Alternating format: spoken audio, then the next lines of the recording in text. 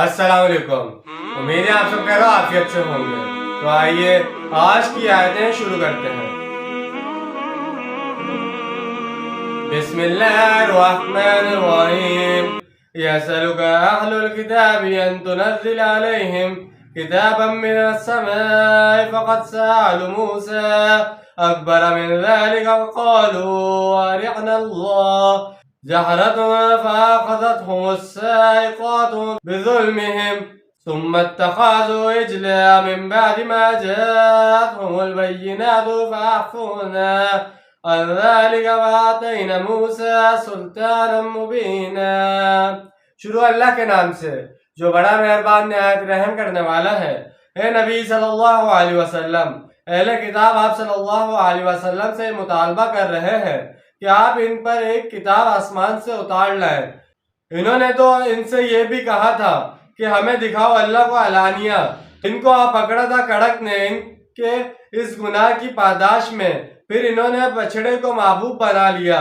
اس کے بعد کہ ان کے پاس بہت واضح نشانیاں آ چکی تھی تو ہم نے ان تمام چیزوں سے بھی درگزر کیا، اور ہم نے موسیٰ علیہ السلام کو عطا کیا بڑا واضح غلبہ، یعنی جیسے تورات اتری تھی ویسے ہی تحریری شکل میں ایک کتاب آسمان سے اترنی چاہیے۔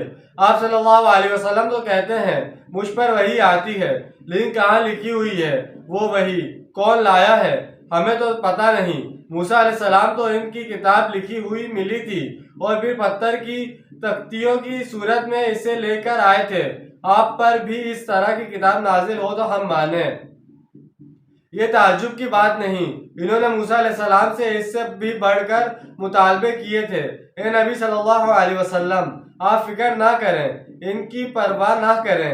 انہوں نے ان کے آباء و اجداد نے حضرت موسیٰ علیہ السلام سے اس سے بھی بڑے بڑے مطالبات کیے تھے کہ ہم خود اپنی آنکھوں سے ایسے دیکھنا چاہتے ہیں، جب دیکھیں گے تب مانیں گے۔ ان لوگوں کو ناہنجاری کا اندازہ کریں کہ 9 معجزے حضرت موسیٰ علیہ السلام کے ہاتھوں دیکھنے کے بعد بھی انہوں نے بچڑے کی پرستش شروع کر دی۔ فرعون اور اس کے لاؤ لشکر کو ان کی آنکھوں کے سامنے غرق کر دیا۔ وَرَفَعْنَا فَوْقَهُمُ الطُّورَ بِمِيثَاقِهِمْ وَقُلْنَا لَهُمُ ادْخُلُوا الْبَابَ سُجَّدًا وَقُلْنَا لَهُمْ لَا تَعْدُوا فِي السَّبْتِ وَأَخَذْنَا مِنْهُمْ مِيثَاقًا غَلِيظًا۔ اور ہم نے ان کے سروں پر معلق کر دیا تھا طور پہاڑ کو، جبکہ ان سے عہد لیا جا رہا تھا، اور ہم نے ان سے کہا کہ دروازے میں داخل ہو جھک کر، اور ہم نے ان سے یہ بھی کہا تھا کہ سبت ہفتے کے دن قانون میں حد سے تجاوز نہ کرنا، اور ہم نے ان سے ان تمام باتوں کے بارے میں بڑے گاڑے قول و قرار لیے تھے، یعنی جب الیہ شہر تمہارے ہاتھوں فتح ہو جائے اور اس میں داخل ہونے کا مرحلہ آئے تو اپنے سروں کو جھکا کر عاجزی کے ساتھ داخل ہونا۔ تو جیسے کہ آج ہم نے 2 آیتوں کا ترجمہ اور تفسیر بیان کی ہے، امید ہے آپ کو سمجھ میں آیا ہوگا، پسند آیا ہوگا۔ ملتے ہیں اگلی ویڈیو میں، اپنا ڈھیر سارا خیال رکھیے گا۔ جب تک کے لیے اللہ حافظ، فی امان اللہ۔